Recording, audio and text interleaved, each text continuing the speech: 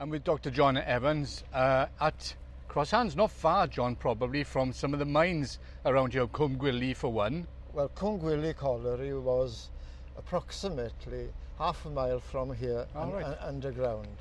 And Crosshands colliery, we developed Cwm Gwili colliery from Crosshands colliery. Yeah. So it's if you like, Cwm Gwili colliery was an adjunct of Crosshands colliery. It's difficult, I think, for especially my generation, the younger generation, to imagine that sort of beneath ground here, quite a lot of this area around Carmarthenshire, a lot of history, a lot of work, a lot of toil, sweat, blood and tears, deaths even, of young men who were fueling the war effort, fueling industry across Wales, across not the UK. Well, in 20 years of working in the coal industry, 12 of my friends were fatally injured. Wow. And that doesn't include statistics on people that were seriously injured. While this was all going on, John, your tie gives it away there. You had joined the Open University. We know about the history of the miners giving their money for the libraries to fund the books for education. I know H.V. Morton on his travels said he'd never come across such educated men as the miners of West Wales. One minute he said they were going down underground, the next they were off reciting opera in Italian and in Welsh and in English. He was amazed by this. There was a lot of that going on, was there? Well, if you look at the history of coal mining in South Wales here, there's a legacy that still stands.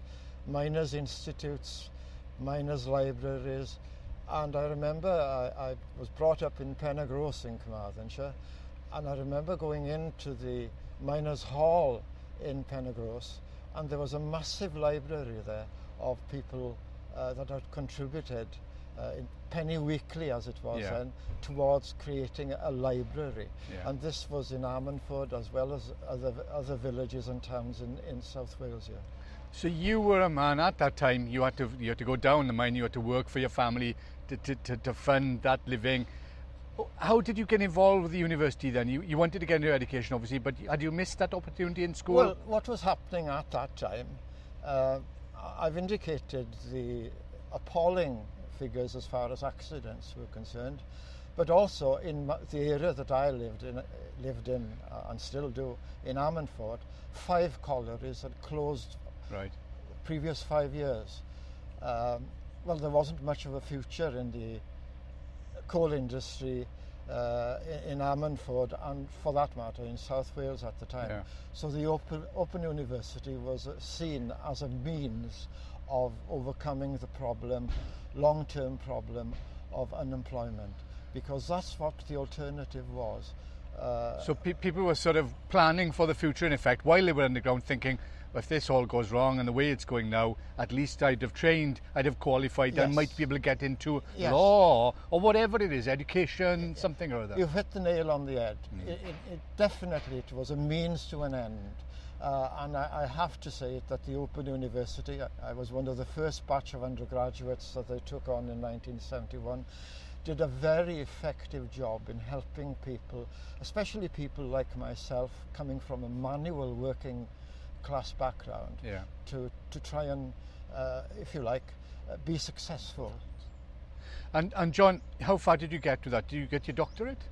Well, eventually I did 4 university degrees with the Open University, and then I did a PhD dissertation, a doctorate in Swansea University. And we hear stories, I get back to H.V. Morton again, he was talking about meeting somebody one time at one of the mines, and they said, you have to meet, let's say, Di, for instance. You have to meet Di. He writes music to the sound of the trams on the track. And H.V. Morton, I think somebody like that had said, where is he now? I said, well, he's in the, what's the famous New York opera house or somewhere or other, and he'd gone on to be a conductor of one of the world's greatest orchestras. Were you working on stuff while you were underground? Were you reading? Were you writing? Or the coal faces that I worked in all the collieries that I worked in, it was not possible to read on the coal face, I can assure you. Yeah. In actual fact, on some coal faces I was working on, you had to go completely out of the coal face to eat food. Right. So much dust. The dust was so horrendous. Moreover, there was you had the problem of water dropping on your head, Yeah. and of course sludge underneath your feet. It was not possible. Do you think what you did and what other miners did had a cyclical sort of process whereby some of them actually got that education and worked hard for the rights of miners?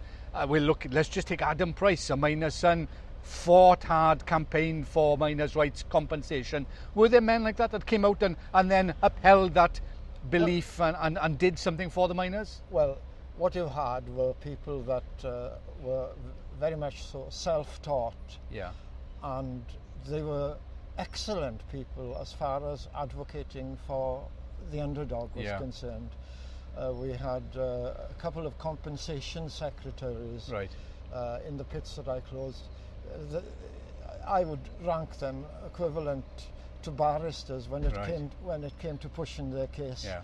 Because I've been in their company quite a lot, and they were brilliant advocates. You were faced with a situation where these people knew their facts before they opened their mouths, knew their facts, and could actually argue their case very effectively. So the Open University for you and for a lot of these men has been a really important contributor, a factor in enabling you to exit the mines, in effect, hold your head up, have an education, maybe go on to alternative employment, in effect. The Open University, I think I'll put it in a nutshell. I equate the creation of the Open University with the creation of the National Health Service in 1948. Well, Dr. John Evans, thank you very much for speaking to us. Thank you. My pleasure.